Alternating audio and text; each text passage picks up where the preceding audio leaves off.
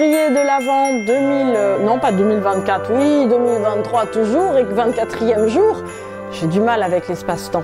Enfin surtout avec le temps, avec l'espace aussi à vrai dire. Bon, c'est pas grave, c'est un autre sujet. En fait, je vais rien vous dire de plus pour ce Gradus. Et oui, vous êtes venus pourtant. En fait, je vais vous dire une chose très importante, c'est que j'ai vraiment pensé aux 23 Gradus que je vous ai proposés. Il y a 23 idées qui peuvent mettre en œuvre un restart, c'est-à-dire vraiment un recommencement radical dans vos vies.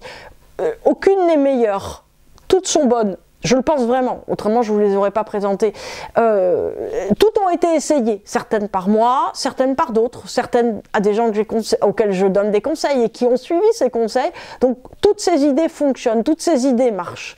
En fait j'avais envie de vous donner une ode du Père Noël pour un recommencement radical, pour quelque chose en fait qui vous change complètement votre vie. Le problème, c'est que si vous avez 24 boîtes de chocolat, 23 exactement, et que vous les ouvrez toutes, ça ne marche pas.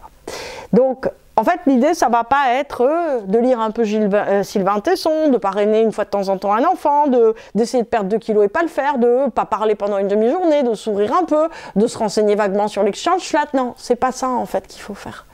C'est choisir une, ou deux éventuellement, mais une, et de le faire. De le faire pendant 4 mois. C'est-à-dire que pour l'année, 4 x 3, 12, vous pouvez en choisir 3, mais pas plus.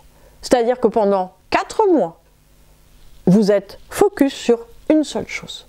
Et en fait, c'est parce que justement, vous allez tenir compte du temps. C'est amusant de se dire ça. C'est-à-dire qu'en fait, sans les 4 mois dans lesquels vous vous dites « Ah oui, c'est vrai que je me suis dit que le vendredi, je ne parlais pas. » Oh mon Dieu, mon Dieu. Ou bien je me suis dit, calendrier de l'Avent numéro 14, juste faites les choses au lieu de vous poser la question pourquoi je ne fais pas. Ah mais oui, je m'en rappelle, je m'en rappelle. Ou bien que vous vous êtes dit, ah bon, ok, d'accord, je vais réaliser le rêve de quelqu'un d'autre. Alors, c'est vrai, où est-ce qu'elle en est? Où est-ce qu'elle en est, Noémie, avec son rêve? Bon, en fait, on n'a pas le temps. On n'a pas le temps et on n'a pas l'énergie de faire rentrer quelque chose de neuf dans notre vie. C'est pour ça d'ailleurs que toutes les résolutions de bonne année ne marchent pas parce qu'on en prend trop en fait des résolutions de bonne année. Donc il suffit d'une. Vous pouvez en prendre 3 mais vous les étagez dans le temps. Donc vous en prenez une et vous vous mettez dessus.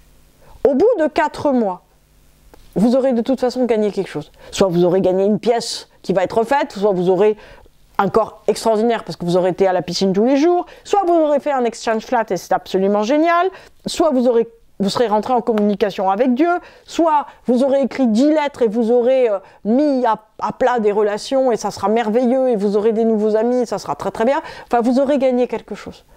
Le moyen ne vous convient pas? Super. En avril, fin avril, vous en essayez un autre. Vous prenez un deuxième et là encore on est reparti pour 4 mois. Et en fin d'année, vous en reprenez un troisième. En fait, ce qu'il faut arriver à comprendre, c'est que pour l'incarnation, les choses, elles travaillent à travers l'espace-temps. Alors là, on a parlé du temps, on va parler de l'espace. Ça veut dire que faire de l'espace, c'est aussi symbolique. Faire de l'espace dans votre vie, dans vos journées, c'est faire de l'espace aussi en voyageant, si nécessaire, vous voyez, en prenant, j'allais dire, d'autres habitudes, c'est-à-dire en fait en réorganisant spatialement votre vie, spatialement vos priorités intérieures. C'est ça qui va faire que vous allez réellement changer, réellement vous sentir avancer.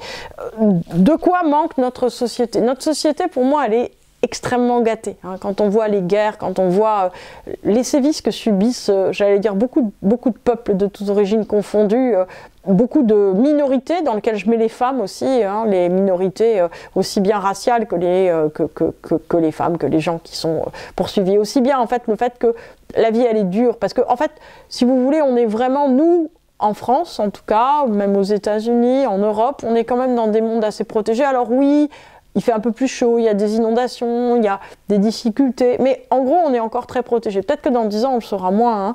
Mais en fait, justement, si on l'est moins dans 10 ans, vous voyez, prenez mon point, c'est-à-dire que on commence par résoudre nos trucs là, et dans 10 ans, en fait, parce qu'on aura accepté de sourire tout le temps, et ben quand il arrivera un vrai problème, on sera capable de continuer de sourire et de trouver des solutions. Parce qu'on aura pris l'habitude de faire pour des imbécilités, genre refaire notre canapé ou bien aller se réconcilier avec le voisin, on sera capable de faire face au fait qu'il faut cultiver des pommes de terre parce qu'autrement on n'a rien à manger. En fait, si vous voulez, l'idée c'est se préparer.